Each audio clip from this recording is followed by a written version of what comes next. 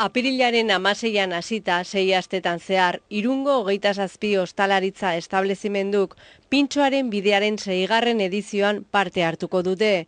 Mugan elkarteko kide diren dendetako bezeroei bono pintxoak banatuko zaizkie. Txartel hauetako bakoitzaren truke pintxo bat dastatzea izango da euro bat eta 10 sentimotan.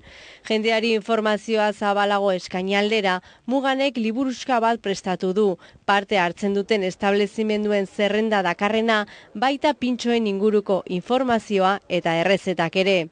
La participación va a ser popular y este recetario se repartirá en todos los establecimientos hosteleros y comerciales asociados a Irún y además hará un esfuerzo por trasladarlo al eje de la velocidad Bayona-San Sebastián. Gainera aurten tabernek eta jatetxek pintxo lehiaketa batean esku hartuko dute. Bozketa herrikoi baten bitartez aukeratuko da irabazlea eta bozkatzen duten hiritar guztien artean Istanbulera bidaia bat zozketatuko da.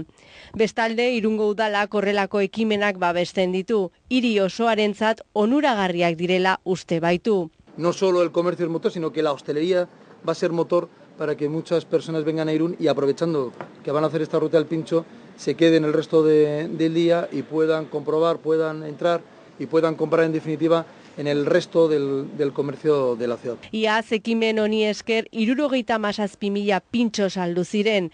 Aurten antolatzaileak marka hori hautsiko delakoan daude. Con lo que fue el año pasado de participación, que fueron 77.000 bonopinchos materializados, pues espero y deseo que este año sean los mismos, incluso un poquito más.